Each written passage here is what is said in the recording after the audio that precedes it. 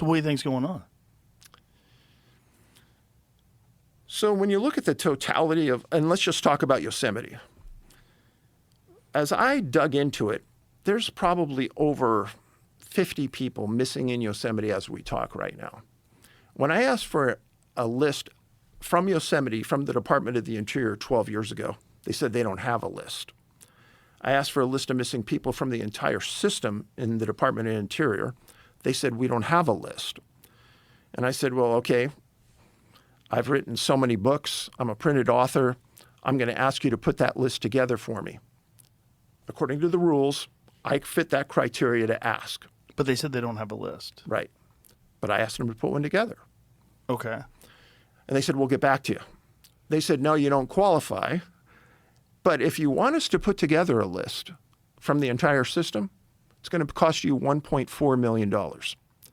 If you want a list from Yosemite, that's going to cost you $34,000. So that got me really upset. Over the next 2 years, I put the list together. Joe, the third year, you know what Yosemite did? They released a list of missing people from Yosemite. So I know I got all the people from Yosemite. I wrote about them in my books. They still haven't released a list from the entire system. So do you think they released it because you were pressuring them? No, so like this, you could look at it a bunch of different ways. I'm trying to like look at it from the skeptic's perspective. You'd say, well, this is clear. A bunch of people don't want to do their job. They're lazy. They don't like this guy coming along and asking for information. But you think there's something weird going on. Here's So- a FOIA I found on their website that was sent to him in 2011. It says that the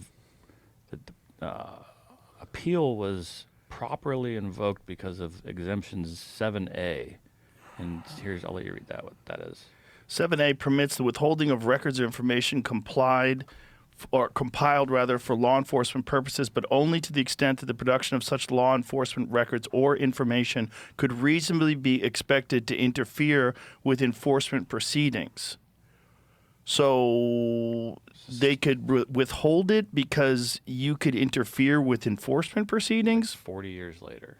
Or That's 30 years later, I guess. That's fucking weird. The exemption is intended to prevent premature disclosure of the investigatory materials that might be used in law enforcement action. 40 years later? Yeah, it says the incident is still on. In criminal investigations, the incident is still ongoing. 40 years later?